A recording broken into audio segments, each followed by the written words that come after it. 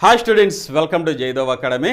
మన యాస్పిరెంట్స్ అందరూ APPSC group 2 preliminary ఎగ్జామ్కి ప్రిపేర్ అవుతున్నారండి. మీ అందరికీ మన జైదవ్ అకాడమీ ద్వారా శుభాకాంక్షలు తెలియజేస్తూ, ఎవరైతే ఫ్రెష్గా న్యూ మెంబర్స్ ఉన్నారో వారైతే ఈ ప్రిపరేషన్కి కావాల్సినటువంటి కొన్ని ముఖ్యమైన అంశాలైతే మా ఎక్స్పీరియన్సెస్ ద్వారా మీకు అందించడానికి సిద్ధంగా ఉన్నాం. ఎందుకంటే చాలామంది అభ్యర్థులు మన యాస్పిరెంట్స్ అయితే కొంచెం టెన్షన్గా ఉందండి, ఎగ్జామ్ అనేది పోస్ట్ పోన్ అవుతుంది అని అనుకున్నాం సార్.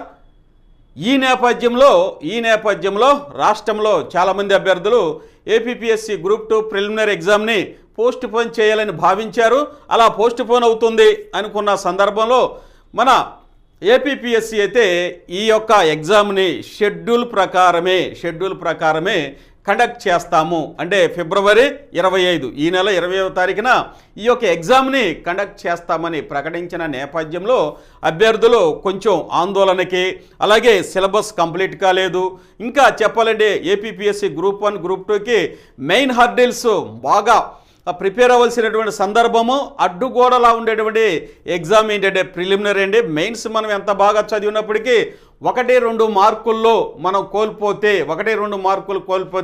ఈ యొక్క ప్రిలిమినరీ కానిటువంటి సందర్భం గతంలో చాలామందిని చూసాం. తద్వారా చాలా బాధపడ్డారు. అలాంటి అంశాలు మళ్ళీ పునరావృతం కాకుండా ఇప్పటికే 3-4 సంవత్సరాల నుంచి చాలా సీరియస్గా ఏపీపీఎస్సీ గ్రూప్ 2కి మెగా నోటిఫికేషన్ కోసం అయితే ఎదురు చూశారు. అలాగే సుమారుగా 900 ఉద్యోగాలైతే రాష్ట్ర ప్రభుత్వం ఏపీపీఎస్సీ ప్రకటించిన నేపథ్యంలో చాలామంది అభ్యర్థులు సీరియస్గా ఈ ప్రిలిమినరీ ఎగ్జామ్కి ప్రిపేర్ అవుతున్నారండి. అలాగే మన యాస్పిరెంట్స్ కూడా ప్రిపేర్ అవుతున్నారు. మీ అందరికీ నేను చెప్పేటటువంటి ఈ యొక్క సజెషన్స్ అయితే ఉపయోగపడతాయి. ఎందుకంటే నిన్ననే మన హానరబుల్ ఏపీపీఎస్సీ మెంబర్ అయినటువంటి శ్రీ పరిగే సుధీర్ గారు వచ్చేసరికి ఒక ప్రకటన జారీ చేశారు ట్విట్టర్ ద్వారా. ఈపాటికే ఎలక్ట్రానిక్ ప్రింట్ మీడియా ద్వారా, సోషల్ మీడియా ద్వారా మీకు అంది ఉండదు. దాని యొక్క సారాంశం ఏంటంటే ఈసారి వచ్చేసరికి 1:50 రేషియో మెయింటైన్ చేస్తాము అని ఆ ప్రకటన సారాంశం అండి. తద్వారా ఎవరైతే ప్రిలిమినరీకి ప్రిపేర్ అవుతున్నారో, ఎవరైతే న్యూ మెంబర్స్ ఉన్నారో వారికైతే ఇది సువర్ణ అవకాశం, మెయిన్స్ రాసేటటువంటి సువర్ణ అవకాశం. ఇంకా చెప్పాలంటే సీరియస్గా ప్రిపేర్ అవుతున్నాడు అభ్యర్థులు 1:10, 1:12, 1:15 అని ఈ యొక్క 3-4 మంత్స్ నుంచి సీరియస్గా ప్రిపేర్ అయ్యే అభ్యర్థులు అయితే క్వాలిఫై అవుతారు అనడంలో ఎలాంటి సందేహం లేదండి. అలాగే ఇంకా న్యూగా ప్రిపేర్ అవుతున్నటువంటి అభ్యర్థులు, మల్టీ ఎగ్జామినేషన్స్ ప్రిపేర్ అయ్యేటువంటి అభ్యర్థులు, అంటే నేను చెప్పేది ఏంటంటే గ్రూప్ 1 కావచ్చు, లేకపోతే ఇంకా ఆర్ఆర్బీలు ఇలాంటి బ్యాంకింగ్ ఎగ్జామ్స్, దాంతోపాటు గ్రామ వార్డు సచివాలయం, ఇలా రకరకాల ఎగ్జామ్స్ ప్రిపేర్ అయ్యే అభ్యర్థులు కూడా కొంచెం కనుక స్మార్ట్గా ప్రిపేర్ అయితే ఈ ప్రిలిమినరీ పాస్ అవ్వడం అనేది ఏమంత కష్టం కాదండి.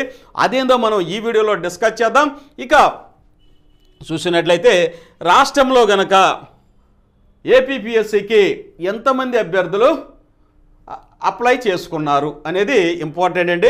సుమారుగా చూస్తే ఈ యొక్క ఎలక్ట్రానిక్ ప్రింట్ మీడియా ద్వారా 4.80 లక్షలు, అంటే 5 లక్షలు అనుకోండి, సుమారుగా 5 లక్షలు మంది అప్లై చేసుకున్నారు. అయితే ఇక్కడ రేషియో ఏమంటున్నారు అంటే 1:50 రేషియోని మెయింటైన్ చేస్తాననేసి మన ఏపీపీఎస్సీ మెంబర్ గారు తెలియచేశారు. ఉద్యోగాలు ఎన్ని ఉన్నాయండి అంటే సుమారుగా పెంచినటువంటి వాటితో కూడా చూస్తే 900. అదే రేషియో మన ఏపీపీఎస్సీ మెంబర్ గారు శ్రీ పరిగే సుధీర్ గారు కూడా ఇక్కడ ఇవ్వడం జరిగింది. ఇదంతా మనం చూసాము. అయినప్పటికీ నేను ఎక్కువ ఎక్స్ప్లెయిన్ చేయనండి. మెయిన్గా మనం ఏం మాట్లాడుకుంటే మనం ఈ యొక్క ప్రిలిమినరీ క్వాలిఫై అవుతాం అనేది ఎక్కువగా డిస్కస్ చేసుకుందాం. చూడండి, ఇక్కడ ప్రిలిమినరీ ఎగ్జామ్కి వచ్చేసరికి ఇదిగోండి రేషియో ఆఫ్ 1:50 అన్నారు. పోస్టులు వచ్చేసరికి 900 అన్నారు. అలాగే 45,000 మంది మెయిన్స్కి, ఇదిగోండి 45,000 మంది మెయిన్స్కి అర్హత సాధిస్తారు అని మన పరిగే సుధీర్ గారు అయితే తెలియచేసినటువంటి ఒక మంచి అంశం అన్నమాట. ఎందుకంటే కాస్త ప్రిపేర్ అయ్యే వాళ్ళు కూడా 90% సీరియస్గా ప్రిపేర్ అయ్యే వాళ్ళు సెలెక్ట్ అవుతారండి. ఒక 10% అయితే స్మార్ట్గా, అంటే 1 నెల నుంచి 2 నెలల నుంచి ప్రిపేర్ అయ్యే వాళ్ళు కూడా క్వాలిఫై అయ్యేటటువంటి అవకాశం అయితే ఉంది. ఇక్కడ ఎలా ఉందనేది డిస్కస్ చేద్దాం. చూడండి, ఈ రేషియో అనేది చాలా ఎక్కువ అండి. ఇంకా చెప్పాలంటే ఈ యొక్క 4.80 అంటే 5 లక్షలు గనక చూసుకున్నట్టయితే 5 లక్షలు గనక చూసుకుంటే ఇక్కడ మనకి ఒక్కొక్క చూడండి ఇక్కడ 45,000 ఒక్కొక్క అభ్యర్థి ఎంతమందిని క్రాస్ చేయాలి అనేది ఇక్కడ మనకి కనపడతా ఉండిద్దండి.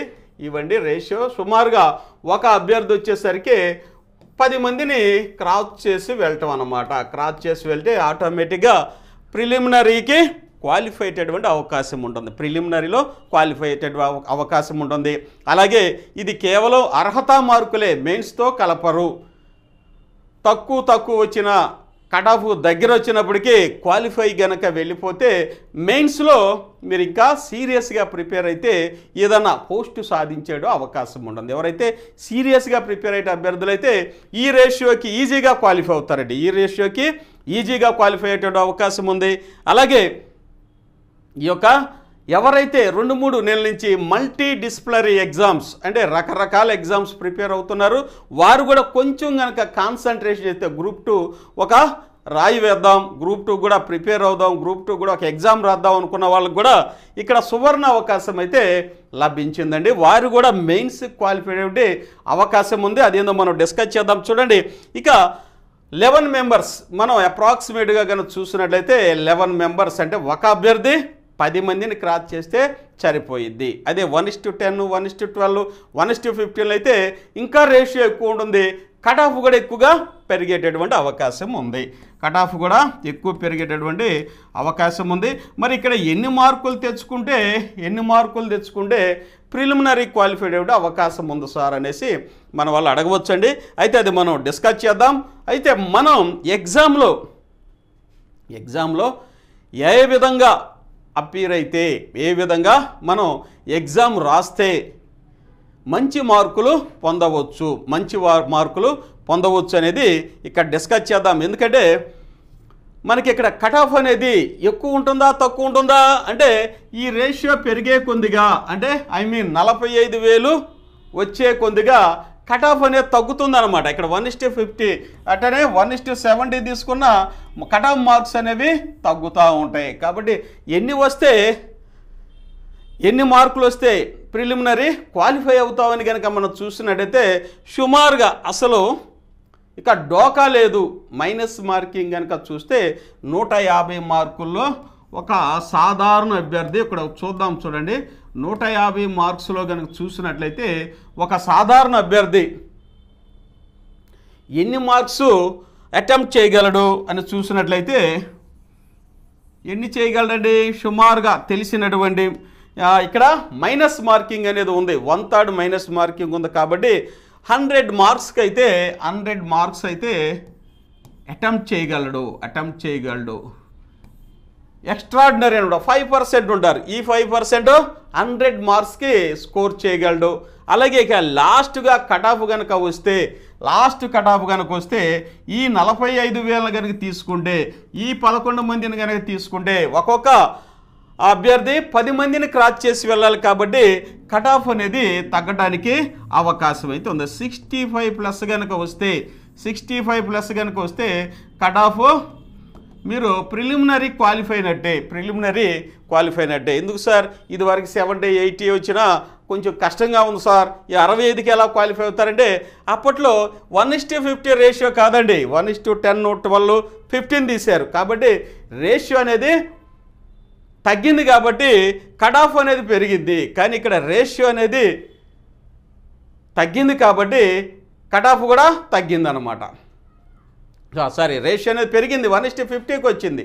అలాగే ఇక్కడ కట్ ఆఫ్ కూడా తగ్గటానికి అవకాశం ఏర్పడింది.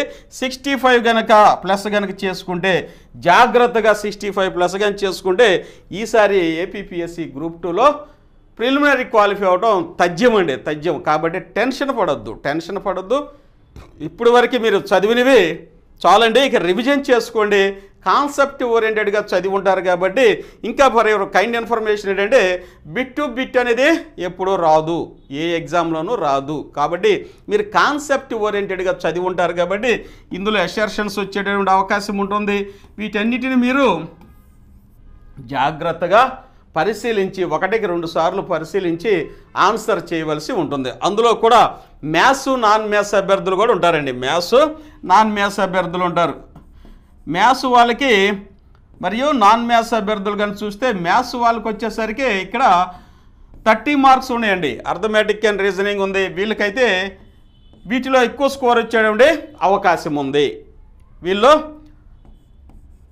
ఎక్కువ స్కోర్ వచ్చేటటువంటి అవకాశం ఉంది. మరి నాన్ మ్యాథ్స్ అభ్యర్థుల వారికి అంటే సోషల్ సైన్సెస్ ఉండే అనమాట. హిస్టరీ, జాగ్రఫీలో ఎక్కువ మార్కులు వచ్చే అవకాశం ఉంది. కాబట్టి ఎలా బ్యాలెన్స్ చేసుకున్నా ఒక దాంట్లో ప్లస్ ఒక దాంట్లో మైనస్ అనేది ఈక్విలిబ్రియం అవడానికి అవకాశం ఉంటుందన్నమాట. అయితే ఈ సిలబస్ కనుక చూసినట్టయితే గతంలో వచ్చేసరికి ప్రిలిమినరీకి 1:50 ఉండేదండి. గ్రూప్ 1 మెయిన్స్ లేకపోతే గ్రూప్ 2 మెయిన్స్. ఆ తర్వాత ఒక 7-8 ఇయర్స్ నుంచి అయితే రేషియో తగ్గించకుండా రావడం జరిగింది. ఎందుకంటే సిబిటి ఎగ్జామ్స్ పెడతాం, రకరకాలైనటువంటి ఆ సంస్కరణలు చేయడం వల్ల ఏపీపీఎస్సీలో ఈ రేషియో తగ్గించేశారు. తద్వారా ఈ యొక్క కాంపిటీషన్ లెవెల్ అనేది పెరిగింది. మళ్ళీ 1:50 వచ్చింది. కాబట్టి ఇక్కడ నేను చెప్పే అంశం ఏంటంటే గతంలో గ్రూప్ 1 మెయిన్స్ కానీ గ్రూప్ 2 కానీ ప్రిపేర్ అయ్యేటప్పుడు గ్రూప్ 1 గ్రూప్ 2 ప్రిపేర్ అయ్యేటప్పుడు పర్టికులర్గా ప్రిలిమినరీకి ఎవరు ప్రిపేర్ అయ్యేవాళ్ళం కాదు. అది ఈజీగా 1:50లో క్వాలిఫై అయ్యేవాళ్ళం. ఈజీగా మెయిన్స్కి ప్రిపేర్ అవుతూ ఉంటే ఆ సిలబస్ ఇందులోనే ఉండేది. మెయిన్స్ కమ్ ప్రిలిమినరీ అయిపోయేది. ఇప్పుడైతే అలా కాదండి. ప్రిలిమినరీ సిలబస్ వేరుగా ఉంటుంది, మెయిన్స్ సిలబస్ కూడా వేరుగా ఉండటం వల్ల దేనికి దానికి పర్టికులర్గా ప్రిపేర్ అవ్వాల్సినటువంటి అవసరం ఉంది. అలాగే ఎలక్ట్రానిక్ ప్రింట్ మీడియా కావచ్చు, సోషల్ మీడియాలో కావచ్చు, రకరకాలుగా సిలబస్ మరియు మెటీరియల్ కూడా విస్తృతంగా లభ్యత కూడా ఉన్నది. తద్వారా కట్ ఆఫ్లు కూడా పెరుగుతూ వచ్చినవి. అలాగే కట్ ఆఫ్ పెరుగుతో పాటు ఏపీపీఎస్సీ యొక్క రేషియో కూడా తగ్గటం వల్ల కట్ ఆఫ్ అనేది పెరిగింది. అయితే ఈసారి అందరికీ అందివచ్చిన అవకాశం, సువర్ణ అవకాశం ఏంటంటే ఈ రేషియో అనేది పెంచడం ద్వారా కట్ ఆఫ్ అనేది తగ్గిద్ది. ఎందుకంటే ఇక్కడ వీటి కనుక ఈ సమీకరణ కనుక చూసుకున్నట్టయితే 1:11 పడుతుంది. 1:11 ఒక అభ్యర్థి 11 మందిని కనుక క్రాస్ చేస్తే మెయిన్స్కి వెళ్ళడానికి అవకాశం ఉంది. మరి ఈ 11 మందిలో క్రాస్ చేయాలంటే, ఈ 10 మందిని క్రాస్ చేయాలంటే మన దగ్గర ఉన్నటువంటి ఆయుధాలు ఏంటి, మన యొక్క ప్రణాళిక ఏంటి, ఎలా ప్రిపేర్ అయితే ఈ యొక్క రేషియోని మనం క్లియర్ చేసి మెయిన్స్కి వెళ్ళగలుగుతాం అనేది డిస్కస్ చేద్దామండి. అసలు మన ముందున్న అంశాలు ఏంటంటే, ఒకటి ఏపీపీఎస్సీ గ్రూప్ 2 ప్రిలిమినరీ వాయిదా పడిద్దా లేదా అనేదానికి ఆ పర్ఫెక్ట్ ఆన్సర్ ఏంటంటే ఏపీపీఎస్సీ కూడా స్పష్టం చేశారు. వాయిదా అనేది ఇక పడటం లేదండి. No post government. అలాగే ఇక్కడ మనం చూసినట్టయితే యాజ్ పర్ షెడ్యూల్ ప్రకారమే ఎగ్జామ్ అనేది జరిగిద్ది.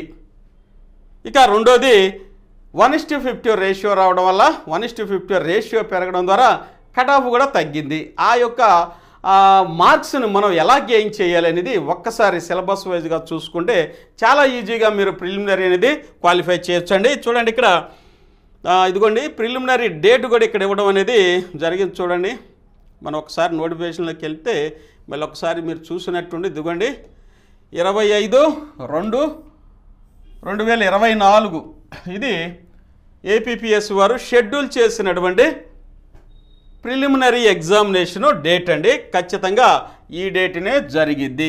ఇక రెండోది వచ్చేసరికి 1:50 ఈ యొక్క ప్రిలిమినరీలో 1:50 తీస్తారు. కాబట్టి ఈ యొక్క కట్ ఆఫ్ కూడా ఈసారి తగ్గేటటువంటి అవకాశం ఉంది.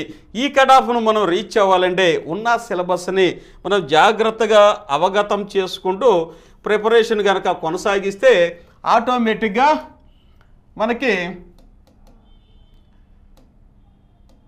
ప్రిలిమినరీ క్వాలిఫై అవ్వడం అనేది చాలా ఈజీగా ఉంటుందండి. చూడండి సిలబస్ కనుక ఇవన్నీ చూసాము. ఒకసారి సిలబస్ చూస్తూ మనం ఎలా ప్రిపేర్ అయితే ఈజీగా క్వాలిఫై అవుతాం అనేది నేను ఒకసారి మీతో డిస్కస్ చేసుకోవాలనుకుంటున్నానండి. ఎందుకంటే ఆల్రెడీ మేము మెయిన్స్ గ్రూప్ 1 మెయిన్స్ 3 సార్లు రాసాము. అలాగే గ్రూప్ 2 కూడా మెయిన్స్ రాయడం జరిగిందండి. ఏపీపీఎస్సీలో సెలెక్ట్ అయ్యాం కాబట్టి ఈ అయితే కొన్ని అంశాలు మన యాస్పిరెంట్స్తో డిస్కస్ చేయడం వల్ల మీకైతే ఉపయోగం ఉంటుందనే ఉద్దేశంతో నేను మరలా మీతో ఒక్కసారి డిస్కస్ చేస్తున్నానండి. చూడండి, ఇక్కడ ఇండియన్ హిస్టరీ అనేది మనం ప్రతి ఎగ్జామ్కి, ప్రతి కాంపిటేటివ్ ఎగ్జామ్స్కి ఇవన్నీ చదువుతూనే ఉన్నాం. అయితే గతంలో వచ్చేసరికి మనం ఏం చేసేవాళ్ళం అంటే ప్రతి ఎగ్జామ్కి మోడర్న్ హిస్టరీ చదివేవాళ్ళం. 1857 రివోల్ట్ నుంచి ఇండిపెండెన్స్ వచ్చిందాక మనం చదువుకుంటూ ఉండడం. ఈ విభాగంలో ఎక్కువ మార్కులు అనేవి రావడం జరిగేది. వీటిని కొంచెం విస్మరించేవాళ్ళు. ఇక్కడ మిడివల్ వచ్చేసరికి ఇది డ్రై పీరియడ్ అంటే ఎక్కువ ఉంటాయి కాబట్టి సబ్జెక్ట్ ఎక్కువ ఉంటుంది. దీన్ని ఇవన్నీ కంప్లీట్ అయిపోయిన తర్వాత ఫస్ట్ ఇది కంప్లీట్ చేసేవాళ్ళం. నెక్స్ట్ ఏన్షియంట్ హిస్టరీ కంప్లీట్ చేసేవాళ్ళం. థర్డ్ వచ్చేసరికి సమయం ఉంటే మిడివల్ హిస్టరీ అనేది వ్యాస్ట్గా ఉంటుంది కాబట్టి ఇది కంప్లీట్ చేసేవాళ్ళం. అయితే ఎక్కువ మార్కులు కూడా దీని నుంచే ఇచ్చేవాళ్ళు. ఇప్పుడైతే సమాన ప్రాతిపదికలు ఇవ్వచ్చు. అయినప్పటికీ ఇక్కడ రేషియో మెయింటైన్ చేయాలనేది ఏం లేదు, కానీ అయితే విభాగాలు అయితే ఇవ్వడం జరిగింది. 3 పదులు ఇవ్వాలనేది లేదు, కానీ కొన్ని సందర్భాల్లో మోడర్న్ హిస్టరీ మీద ఎక్కువ ప్రశ్నలు అయితే ఇచ్చే అవకాశం ఉంది. కాబట్టి మోడర్న్ హిస్టరీని మాత్రం మీరు బాగా తరువుగా చదువుకోండి. ఈ విభాగాల్లో దీని మీద ఎక్కువ ప్రాక్టీస్ చేయండి. ఎక్కువ మార్కులు వచ్చే అవకాశం ఉంది. వీటిలో కూడా వస్తాయి కాదని 3 పదులేనండి, మీరు అన్నట్టు 3 పదులు వస్తాయి. కానీ కొన్ని సందర్భాల్లో ఏం చేస్తారంటే ఈ యొక్క రేషియో అనేది పెంచవచ్చు. 12 క్వశ్చన్లు ఇవ్వచ్చు, లేకపోతే 13 క్వశ్చన్లు ఇవ్వచ్చు. ఇది తగ్గించవచ్చు, కొంచెం ఇది కూడా తగ్గించవచ్చు అన్నమాట. ఎందుకంటే హిస్టరీలో ఎక్కువ భాగం మన ఇండియన్ ఫ్రీడమ్ స్ట్రగుల్ గురించే ఇంట్రెస్టింగ్గా ఉంటుంది. అడిగే అవకాశం కూడా ఎక్కువ ఉంటుందన్నమాట. ఇక హిస్టరీ అనేది ఎవరికీ ప్రాబ్లం లేదు. అందరూ అన్ని కాంపిటేటివ్ ఎగ్జామ్స్లో హిస్టరీ అనేది ఉండదు. ప్రత్యేకంగా గ్రూప్ 2కి ఏం ప్రిపేర్ అవ్వట్లేదండి. దీంట్లో కనుక మనం చూడాల్సిన పని లేదు. ప్రతి కాంపిటీటర్ హిస్టరీ చదవకుండా ఏ ఎగ్జామ్కి వెళ్ళడు.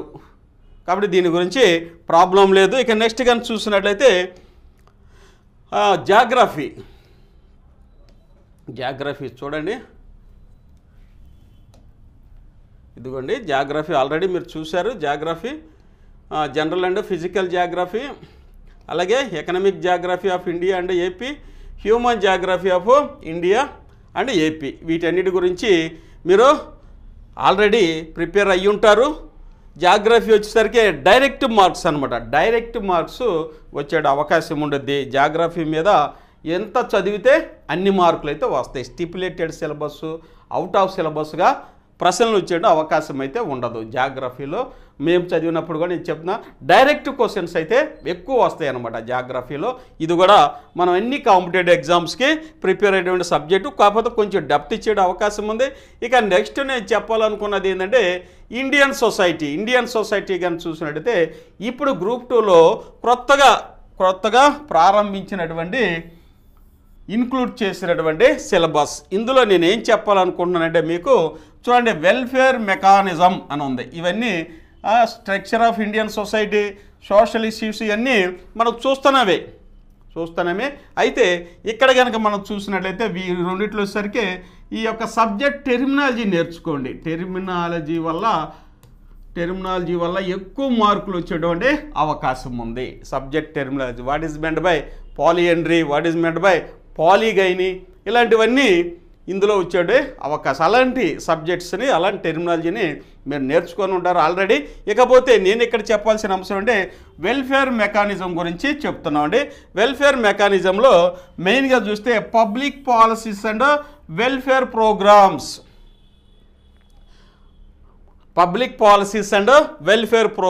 ఇవి ఎక్కడ దొరుకుతాయి మీకు? రాష్ట్ర ప్రభుత్వం, కేంద్ర ప్రభుత్వం ప్రజలకి ప్రత్యక్షంగా పరోక్షంగా వారి యొక్క ఆర్థిక అభివృద్ధిని పెంపొందించే విధంగా రూపొందించినటువంటి పథకాలే ఈ యొక్క వెల్ఫేర్ ప్రోగ్రామ్, సంక్షేమ పథకాలు మరియు ప్రభుత్వ పాలసీల విధానం అన్నమాట. పబ్లిక్ పాలసీస్ అండ్ వెల్ఫేర్, దీని నుంచి ఎక్కువ ప్రశ్నలు వచ్చే అవకాశం అయితే ఉంది. మరి ఇవన్నీ మీ దగ్గర ఉన్నాయంటే కొంతమంది దగ్గర ఉన్నవి, కొంతమంది దగ్గర అస్తవ్యస్తంగా ఉంటాయి. అంటే ఏదో పాలసీలు పథకాలు చదువుతూ ఉంటారు. అయితే మన ఆంధ్రప్రదేశ్లో వచ్చేసరికి ఈ వెల్ఫేర్ ప్రోగ్రామ్స్ ఎలా అందిస్తున్నారు ప్రజలకి అని కానీ చూస్తే, ఆంధ్రప్రదేశ్ ప్రభుత్వం వచ్చేసరికి గ్రామ వార్డు సచివాలయం అనేది ఒక వ్యవస్థను ప్రారంభించిందండి. అందులో 1,50,000 అంటే 1,34,000 ఉద్యోగాలు అయితే క్రియేట్ చేసి ప్రతి గ్రామంలోనూ గ్రామ వార్డు సచివాలయం చేసి సుమారుగా 33+ ప్రభుత్వ పథకాలు అయితే ఆంధ్రప్రదేశ్ ప్రభుత్వం గ్రామ వార్డు సచివాలయం ద్వారా ఈ యొక్క ప్రజలకి అందిస్తున్నారండి. కాబట్టి ఈ పథకాలని మీరు స్పష్టంగా ఎగ్జామ్ ఓరియంటెడ్గా మీరు చదివి ఉన్నారా అని కానీ చూస్తే ఈజీగా వచ్చే మార్కులు అనమాట. చాలా ఈజీగా వస్తాయి. ప్రతి ప్రభుత్వం ఏ ప్రభుత్వ పథకం ఏంటి, దాని యొక్క పాలసీలు ఏంటి, లక్ష్యాలు ఏంటి, లబ్ధిదారుల అర్హత ఏంటి, అనర్హతలు ఏంటి, ఈ మొత్తం ఈ యొక్క వెల్ఫేర్ ప్రోగ్రామ్స్లో ఉంటాయి. ఇవైతే మీ దగ్గర ఉన్నవా లేదనేది నాకైతే తెలియదు, కానీ కొంతమంది అయితే కొన్ని లభ్యమైనంత వరకు అయితే చదువుతున్నారు. పూర్తి స్థాయిలో ప్రశ్న ఇచ్చే విధంగా అయితే చాలామంది దగ్గర అయితే దీని సబ్జెక్ట్ అయితే లేదు అని నేను గమనించానండి. మన యాస్పిరెంట్స్ కావచ్చు, కొంతమంది అడిగే ప్రశ్నలను బట్టి. అయితే దీనికోసం అయితే నేను మీకు 1000 బిట్టులతో కేవలం ప్రభుత్వ పథకాలు పాలసీలు ఆంధ్రప్రదేశ్ ప్రభుత్వ పథకాలు పాలసీలు మరియు కేంద్ర ప్రభుత్వ పథకాలు పాలసీలు అది కూడా అవసరమే. అలాగే ఈ యొక్క ఎవరైతే ఇదిగోండి డిజేబుల్డ్ అండ్ చిల్డ్రన్ వీరికి ఉద్దేశించిన పథకాలు, అలాగే చూడండి ఇక్కడ స్త్రీలకు సంబంధించినటువంటి అంటే సెల్ఫ్ రిలయంట్ అన్నమాట. ఉమెన్ సెల్ఫ్ రిలయంట్ స్త్రీలకి ఆర్థిక స్వావలంబన కోసం ప్రారంభించిన పథకాలు, వీటన్నిటికి సంబంధించినటువంటి ఈ పథకాలు అయితే మీకోసం ఒక బుక్ రూపంలో మన జయదేవ్ అకాడమీలో అందుబాటులో ఉంది. ఇది కేవలం 1 or 2 డేస్లో కంప్లీట్ చేసుకుంటే ఖచ్చితంగా ఈ ఏరియాలో మరియు కరెంట్ అఫైర్స్లో కూడా ఈ పథకాల ముఖ్య ఉద్దేశాలు కూడా వస్తాయండి. ఈ పథకం ఎప్పుడు ప్రారంభించారు, దీని యొక్క ముఖ్య ఉద్దేశం ఏంటి, దీని యొక్క అర్హతలేంటి, అనర్హతలేంటి అని ఈ యొక్క కరెంట్ అఫైర్స్లో కూడా వచ్చే అవకాశం అయితే ఉంది. కాబట్టి ఈ బుక్ అయితే మీకు అందుబాటులో ఉందండి. అది కూడా నేను ఈ వీడియో తర్వాత ఈ యొక్క సబ్జెక్ట్ తర్వాత మీకు చూపిస్తాను. ఈ యొక్క బుక్ అనేది ఒక గ్రామ వార్డు సచివాలయం కాదండి, Group 1, Group 2 అలాగే ఏపీపీఎస్సీ మన రాష్ట్రంలో ఏ ఎగ్జాము కండక్ట్ చేసినా కానీ ఈ బుక్ అనేది మీ దగ్గర కనుక్కుంటే అన్ని ప్రభుత్వ పథకాల స్కీములు MCQ రూపంలో మీకైతే మల్టిపుల్ చాయిస్ రూపంలో అందించానండి. హ్యాపీగా మీరు ఆర్డర్ చేయొచ్చు, తీసుకోవచ్చు. ఇక ఈ స్కీమ్స్ చూడండి. అలాగే constitutional and statutory provisions for schedule castes and schedule tribes and minorities, BCs, women and disabled and children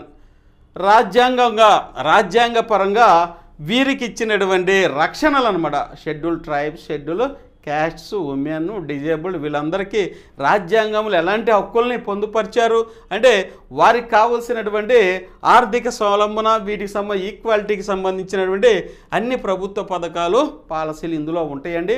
కాబట్టి టోటల్గా కనుక చూసినట్లయితే ప్రభుత్వం వారి కోసం ఉద్దేశించినటువంటి రాష్ట్ర ప్రభుత్వం, కేంద్ర ప్రభుత్వం ఉద్దేశించిన పథకాలు ఇందులో మీకు అందుబాటులో ఉన్నాయి. అవన్నీ కూడా మీకు ఉపయోగపడతాయి. ఆ బుక్ కూడా నేను మీకు చివరిలో ఎగ్జిబిట్ చేస్తా, చూడండి. అన్ని ఎగ్జామ్స్కి ఉపయోగపడతాయి. ఇక నెక్స్ట్ కానీ చూసినట్టయితే కరెంట్ అఫైర్స్ ఇదిగోండి.